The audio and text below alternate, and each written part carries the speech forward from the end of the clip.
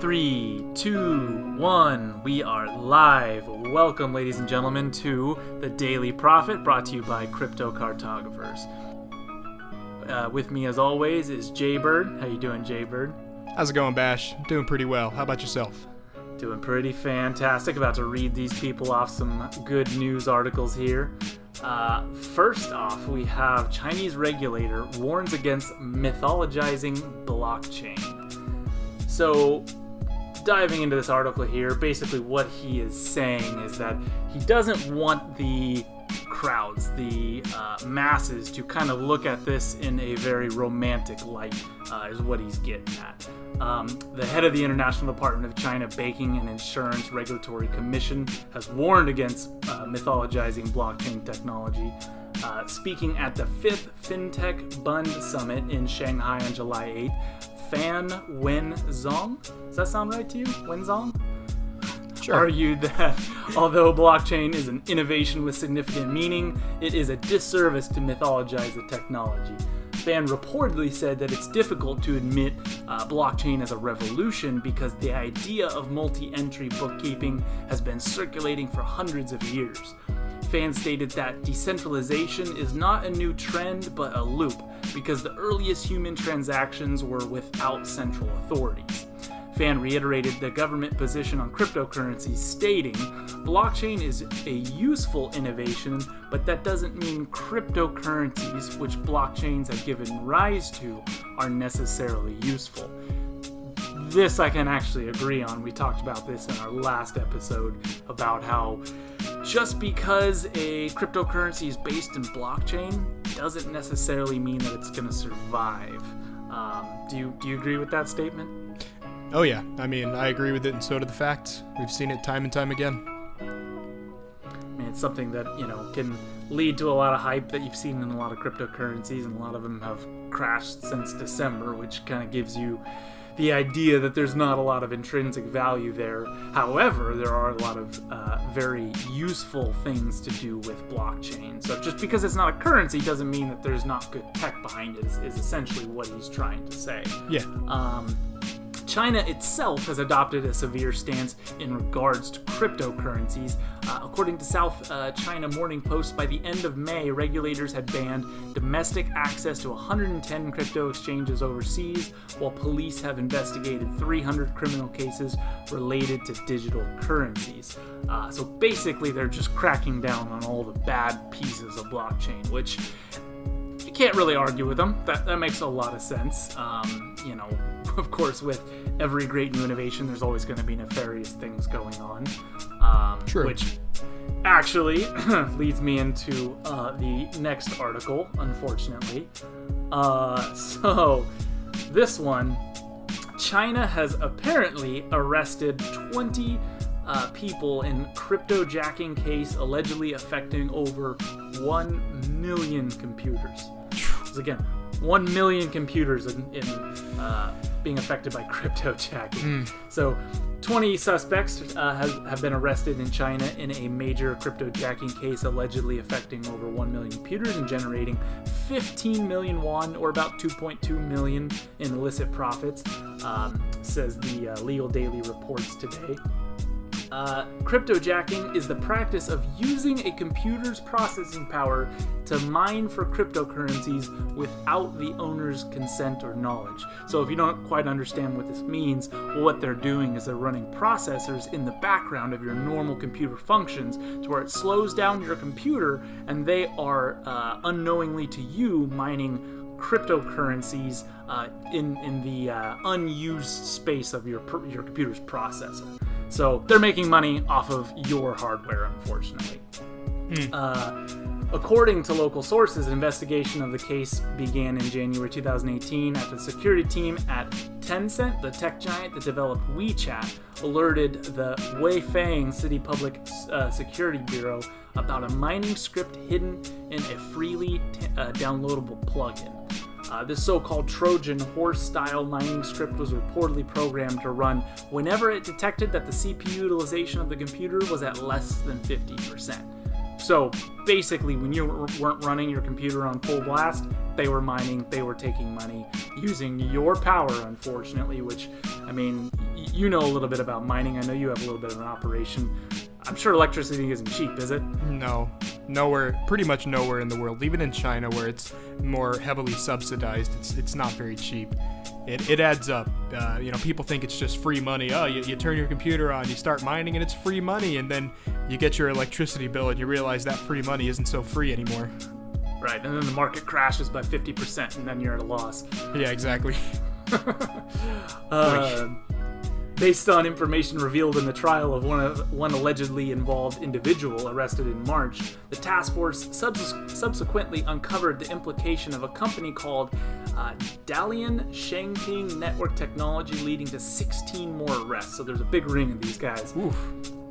The company is alleged to have advertised free downloads to 2.89 million computers, selecting over 1 million of them for cryptojacking. Wow. So they basically sent out this plugin, a free plugin. You download the plugin thinking, hey, it's free, it's for my browser, but it's stealing money from you. Yikes. Bastards. On April 18th, 2 men operating for yet another company were then charged with bundling the malware together with network management software used by internet cafes in the Heilongjiang province. I'm sorry if I butchered that. A further individual was arrested in connection with the task force seizure of mining program the following day. 11 of the suspects have now been released on bail.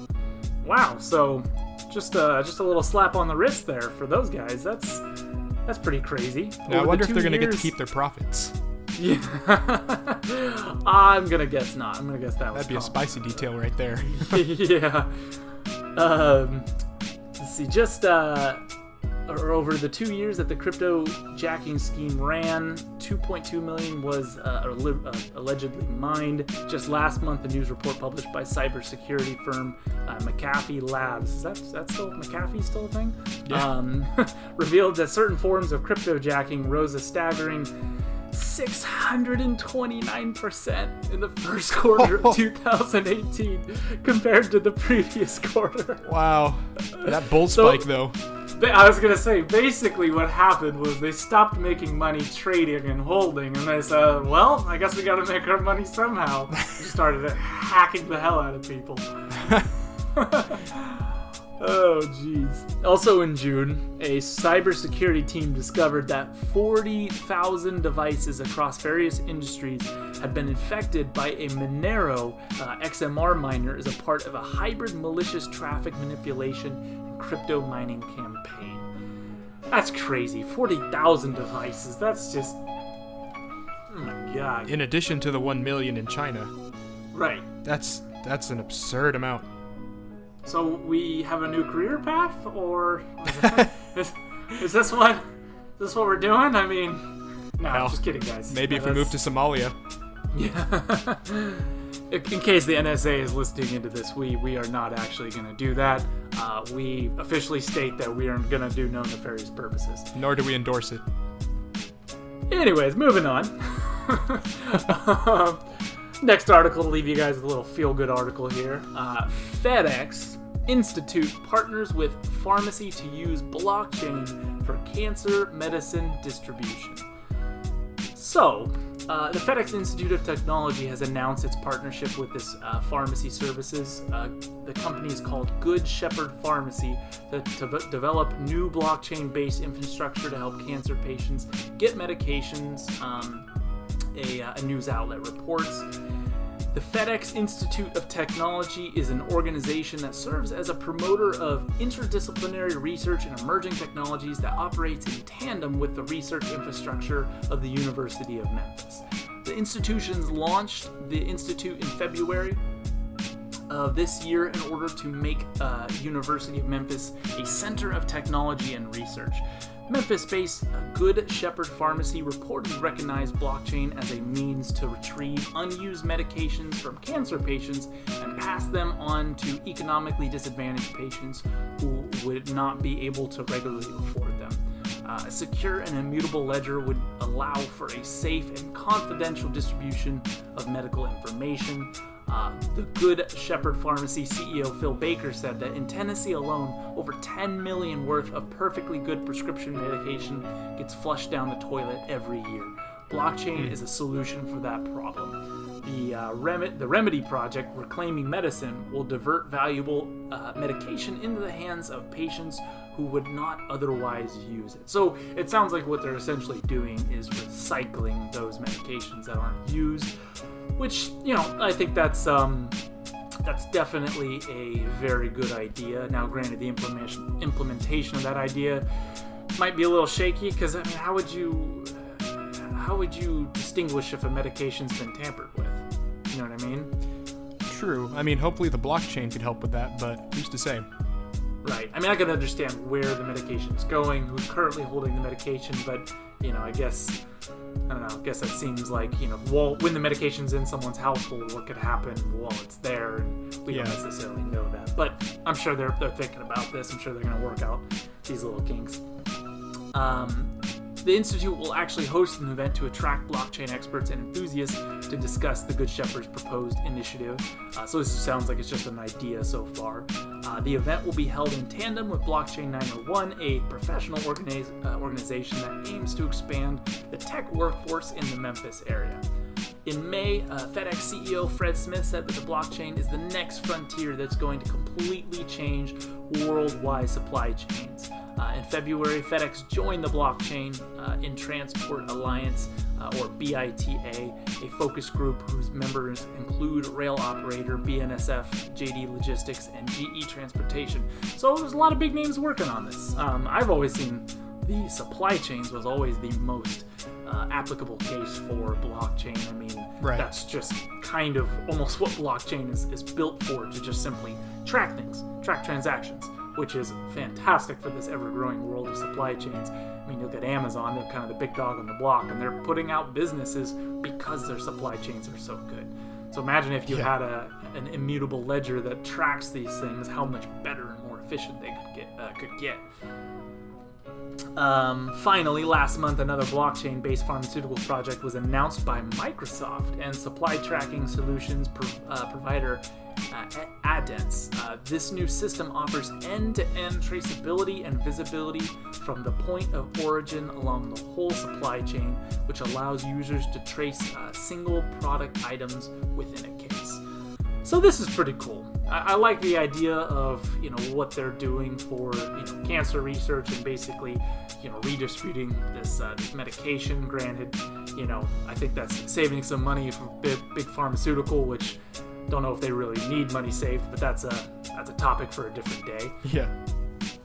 But all in all, I think this is a very good use case and something that blockchain really needs in this sphere, just because right now you got a lot of hype and speculation, not a whole lot of use cases. So I think this will be a cool way to transition into the real world. So other than that, what do you think about that? You think that's gonna work, or? I think that'll what, sorry? I said, you think that's gonna work? I sure hope it does. With all these medications going to waste, and they are truly just going to waste, like you said, just being flushed down the toilet. There's a lot of people out there who need those medications, and if we can deliver it to them at a reduced cost to them, I say the more the merrier. Well, and a more optimistic view on the big pharmaceutical, maybe if we have this recycled medication and people are able to get these unused medications, maybe that might drive overall costs down. You never know. That might make it to where medicines are cheaper, more affordable, and people aren't screwed if they don't have insurance. You and I both have had our fair share of firsthand experience with, big pharmaceutical and loved ones going through, cancer and things along these lines. Mm-hmm. And it's not fun. And, there is definitely a crap ton of medication they have to be taking. And, it's something that I've personally seen medications, go to waste with my loved ones. So, if we could give this to someone else who needs this, I say let's do it. Absolutely. Well, guys, I think we'll leave you on that feel-good story. We would love if you could drop a comment for us, maybe hit up that like button, and definitely subscribe so you can get future episodes. Until next time, though, this is Jaybird and Bash signing out. Have a great night, everybody. Catch you later.